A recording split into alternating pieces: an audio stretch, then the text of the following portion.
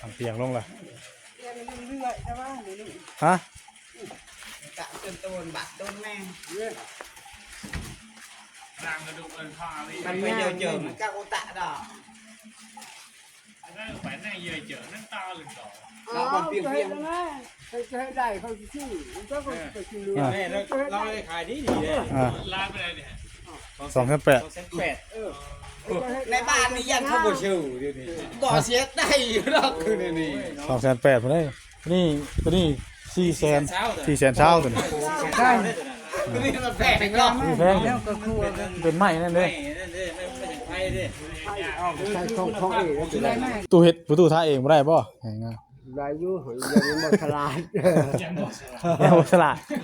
มันบ่เกี่ยงยังบ่ฉลาดอยู่แต่บ่ฉลาดมันบ่เกี่ยงลืมไปชาลาวเอ้าตู้ลองมึงเนาะสีมือตู้เนาะเอาตะขาหันมานี่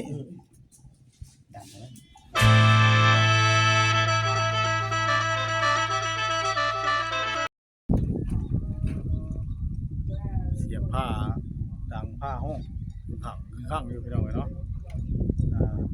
มาบ้านประตูโจยคนตกดีแท้บ้านประตูโจยเนาะ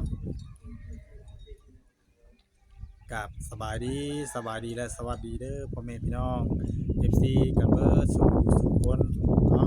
มีต้อนรับเข้าสู่ช่อง YouTube บ่าวบุญเผยชาแนลอีกแล้วมื้อนี้พี่น้องเอ้ยเนาะพ่อกับช่องบ่าวบุญเผยมื้อนี้ก็อยู่ที่บ้านลุงโจยแล้วก็น้องสายปนพี่น้องเนาะมาพบกันมื้อนี้กับพร้อมทั้ง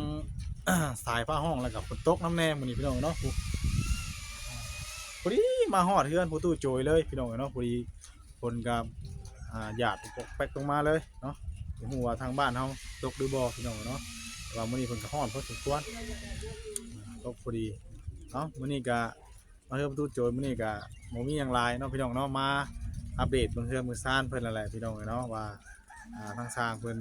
ทาสีแล้วบ่แล้วก็ติดบานแล้วบ่เนาะพี่น้องเนาะเฮาก็บ่ได้ขึ้นมาครับมื้อนึงเนาะเลยขึ้นมาเมื่อวานนี้เนาะโดยเอาจังใดก็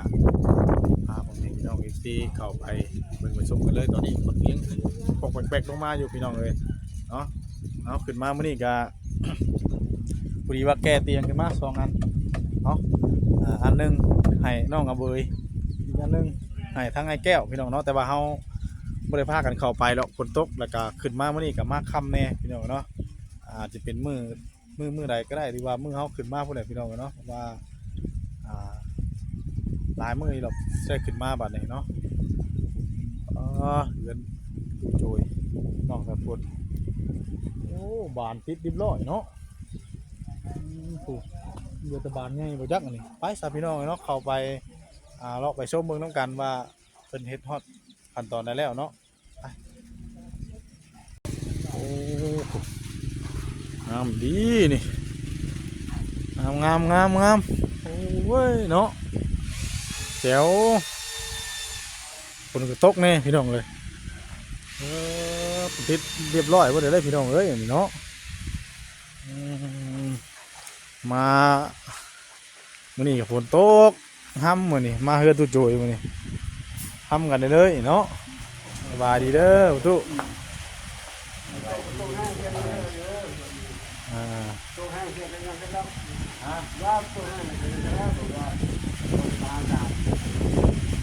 ดูแท้นี่กินเลยจะเช้านี่เรียนแล้วหมดแล้วเครียดไปแบบกันดูนะแบบกันเครียดนะโอ้แต่พอปนอยู่บ่อ๋อไปไกลแท้อยู่เชี่ยวโอ้เลย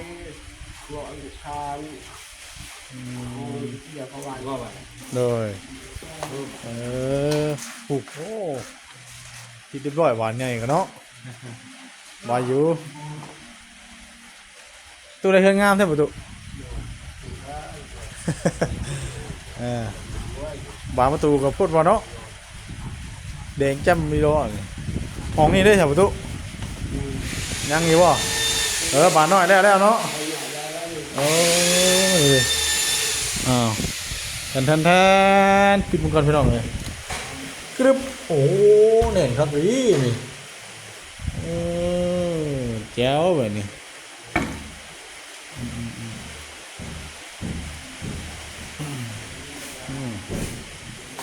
งามงามงามนี่ก็ใส่ตีสีนี่ต่างหากอีกเนาะ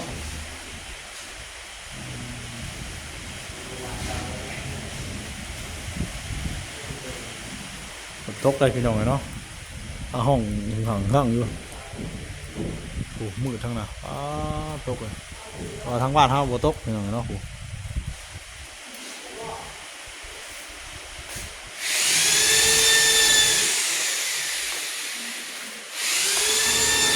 มันเฮ็ดอยู่ เราชอบสนุก ยังหลับประตู ได้ป่ะเจ๊ด้วย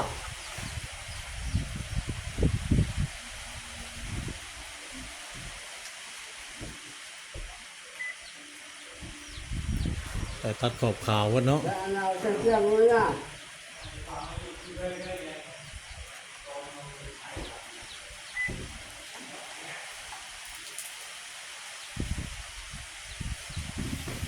ตัดแล้วบ่ย่านล้มละบัดนี้ เราจะเที่ยงเที่ยงให้ยังดังนี่เนาะ ใจเลยมันอัดอยู่ข้างในคือแม่ที่ดูมันก็นะครับคิดเรื่องมันเกิดลูกมันเกิดในเรื่องมันให้ เศร้าแล้วพี่น้องเนาะฝนตกพุ่นไป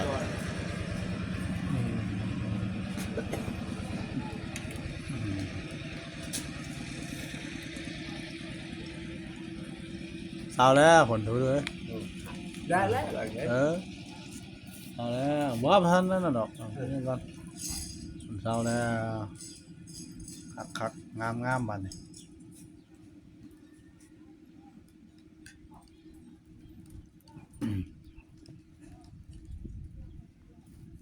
สู้ไปใช้วานนี่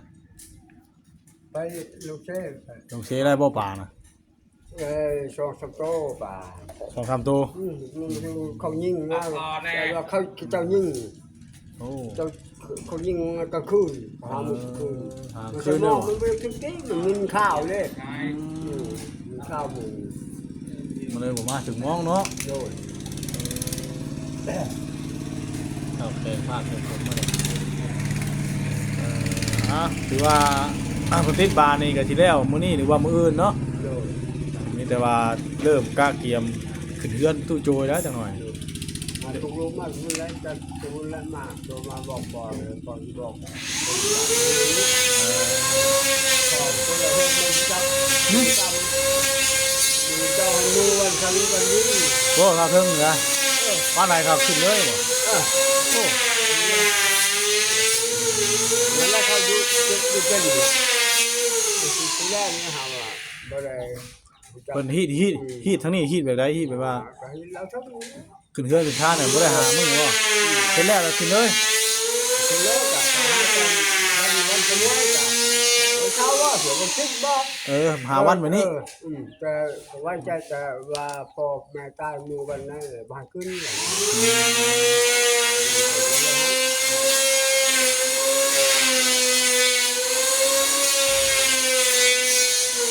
อันนี้ว่าเช้าวันที่ขึ้นได้บ่ ไง แต่พวกลูกชาวคนบ้านอยู่ในเมืองนั้นเด้อเว้ย โอเคพี่น้องเนาะข้าวเป็นข้าวบานนี่เนาะประตู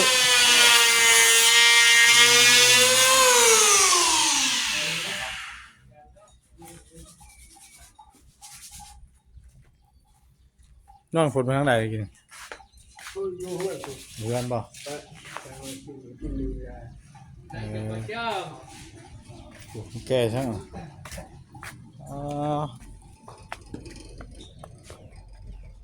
ตกมาพอดีชุ่มนิดนึงพอดีดินลายเนาะพี่น้องเลยพอดีห้วยต้นหมอกต้นไม้นะพอดีเย็นน้องอย่าฝนเห็นยังกงก้อยอยู่นี่อยู่ไผ่ยังวะฮะ ดังไพ่ โดยสบายดีเด้อ เลยสวัสดี ลูกเดี๋ยวว่าแต่ไข่นะ เดี๋ยว ไข่ไหนแล้วเนาะ ฝนนั่งดังไผ่อยู่ คือว่าตกไปทางนั้นแล้วพี่น้องเนาะปุ๊อ๋อ แล้วมันตายแล้วบานสุดยเนาะ ตายแล้ว ยังจับมันนี่มีอื่นที่จับแล้วมันมาตก เรียบร้อยทาทรงทาสีติดบานเรียบร้อยพี่น้องเนาะอืม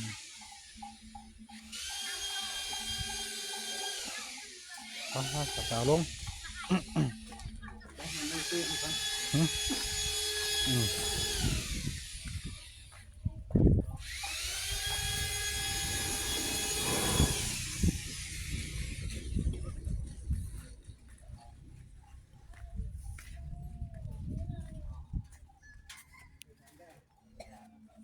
ตกค่อยต้นง่วงออกละ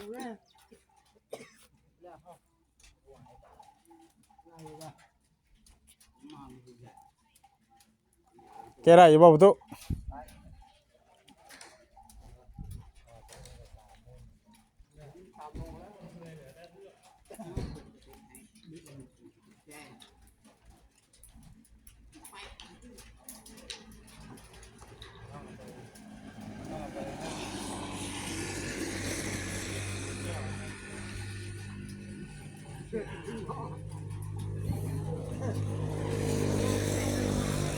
พากันเอาเตียงลงเลยเอาเตียงลงเลยฮะ ตะจนโตนบักโตนแม่ รางกระดูกเอินพ่อเลย มันไม่เยอะเจอมันก็อุตะดอก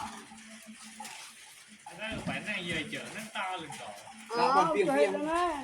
จะให้ได้เขาชื่อมันก็ไปกินเรือ แม่เราเลยขายดีเลย อ่า ลาไปเลยเนี่ย 2,800 ในบ้านนี่ยันเขาบ่ชื่อเดี๋ยวนี้บ่เสียได้อยู่ดอกคือนี่ 2,800พุ่นเด้นี่ตัวนี้400,000 400,000เช้าตัวนี้ ใช่ นี่มันแพงเนาะ นี่แพง แล้วก็ครัวกัน เป็นไม้นั่นเด้ นั่นเด้ไม่อย่างไทยเด้คือคุณภาพของ ช่วยแม่กัน กลุ่มไม้ตัวนี้ ตายได้ดีเลย ไม่ดีไอ้ ไม่แป้ง เห็นน้ำบ่ทันเลย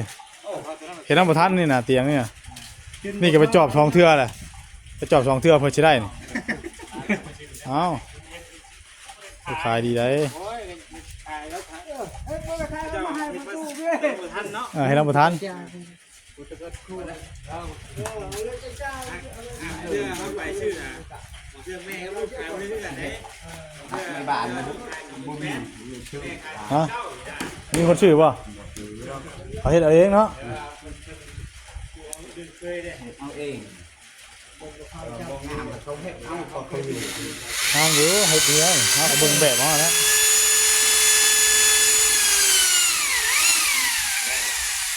ฝากไว้ในประตูเลย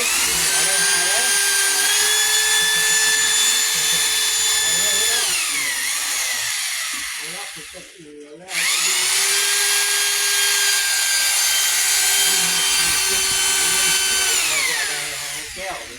แก้วกับน้องเอาเบยคนละเตียงเป็นไม่ได้ตาคนไหนชื่อว่าเอาคนเข้าไปไม่เข้าที่เข้าไปยังไม่เคยขับก้อนนะเลยว่าเอาใหม่สักก้อนพอเพื่อนถ้าจะมาหอดจะทำเลยถ้าผมจะไปนอนที่มึงปกติแต่ว่าจะนอนอยู่แต่มีเยอะมีเงินเศร้าแต่ก่อนทำไม่ก่อนเลยไม่เลยจุดละไม่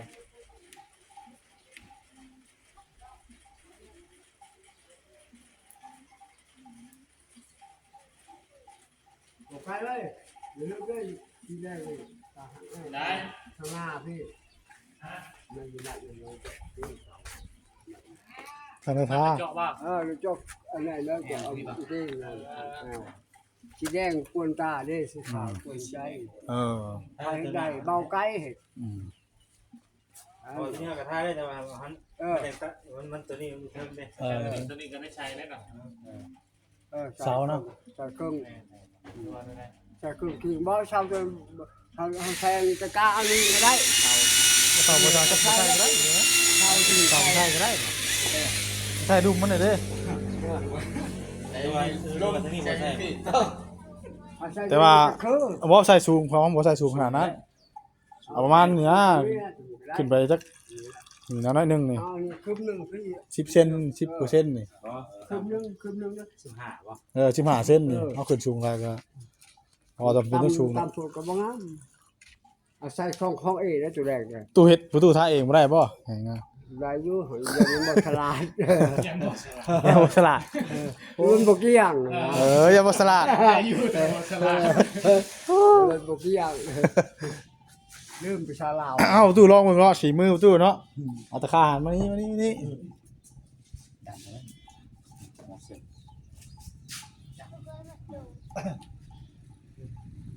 จำมันก็มันคือว่าบางเฮาบุกมันเรียกมันสูงต่ำได้เนาะ อืม บางเฮาบุกลุ่มมันสูงต่ำแล้วก็เฮาต้องต่ำจนระบบนึงแต่มันก็ดอก เฮ็ดได้กินข้าวบ่ ครัว หลานเอาบ่ ครัวผมอะไรดูแล แต่แล้วเนาะเตียงนี่ฝากไว้ก่อนเด้อเตียงนี่ประตู ด้วย รักษาดีได้ ค่อยนอนแล้วนอนเอาไม่มัน เออ แก้วมันเสียอาเบิร์ดเนาะ อ๋อ อาเบิร์ด ยังถึงส่งน่ะคาราบาวพุ่นอ๋อ แซ่บ แซ่บบ่ โอ้อร่อย อร่อยเฮ็ดไปอ๋อท่านสิไปแล้วบ่แดงนี่เนาะคาราบาวไปเด้ คาราบาวพาไป คาราบาวพาไปแล้วบ่แดง เอาคนกุตุกให้ ได้หยังแน่คืนนี่ไปน่ะ คืนเนี่ยได้แล้วเจ้าอยู่นะคืน ได้ยังได้ ได้หยังแน่ ตัวน้อยๆบลายเขียนน้อย เขียดน้อย บาง โอ้เลยบางอีก บางน้อย เออ บางเลยก็มาขาดพอที่ได้บินมาจะถึงมันจับเครื่องขึ้นผ้าที่ปอกชื่อสั่นเนาะ เอ้าเนาะ ไรเชีย เออมื่นหมานได้เนาะ โยนมือมาอยู่ว่า ถึงมือหมานก็ได้ อยู่ปืนยังบ่ได้เลยใจมันก็ทุนที่ครับ เอาคนก็เช้าแล้วไข่เนาะ เฮ้ยcho nó bơm sâu quá chứ sắc ở cho hạt xem phụ อืม hay ở vùng pha sẽ ở vùng xem cho hàng hàng nó dài khải อืม đó มันกลายเป็นอีกมันนี่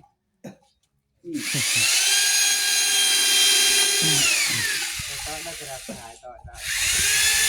rồi đúng không rồi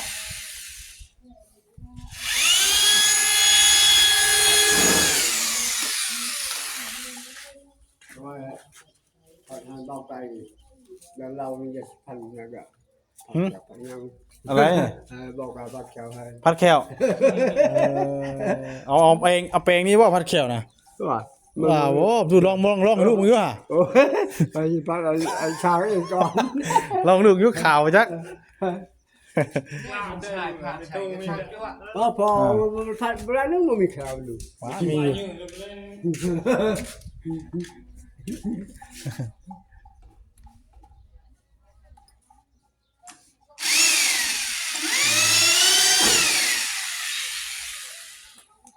สำเร็จเต็มที่เรียบร้อยยังบานหนึงบัดนี้เนาะบานนี้พี่น้องกันเนาะอัปเดตเบิ่งเฮือนน้องสะพลลุงโจยมื้อนี้ก็ถือว่าเสร็จสิ้นสำเร็จแล้วพี่น้องกันเนาะมีแต่ทางตู้โจยเพิ่นหามื้อหายามเรื่องงามยามดีขึ้นเฮือนขึ้นศาลบัดนี้เพราะว่ายามนี้ก็ช่วงเพิ่นก็กะเตรียมไปให้ไปชวนไปให้ไปหน้าแล้วบัดนี้เพิ่นก็ได้เนาะจังไดก็ติดตามมานํกันเนาะพี่น้องเนาะว่าทางตู้โจยเพิ่นหามื้อหายามมื้อใดเนาะพุ่นแหละพี่น้องก็ทั้งให้เพิ่นมื้อทางว่าเพิ่นว่าแสนขึ้นมาพุ่นแหละเนาะโดยสำหรับคลิปนี้ก็จะได้ขอตัวจบคลิปเด้อพี่น้องเอ้ยเนาะผิดพลาดประการใดกราบขอโทษขออภัย FC พี่น้องเบิดสุขสุขคนเนาะก่อนอื่นขอขอบคุณที่เข้ามากดไลค์กดแชร์กดติดตามเป็นกำลังใจทั้งบ่เคยก็ขอให้อยู่ดีมีแฮงอายุมั่นขวัญยืนสิ่งใดขอให้ได้สมหวังดังใจปรารถนาเด้อเนาะนอนรับให้ได้เงินหมื่นนอนตื่นให้ได้เงินแสนเดินทางขึ้นเหนือลงใต้ขอให้ตลอดปลอดภัยสำหรับคลิปนี้พี่น้องไปซะก่อนแล้วขอกล่าวคำว่าสบายดีเด้อพี่น้องเด้อสบายดี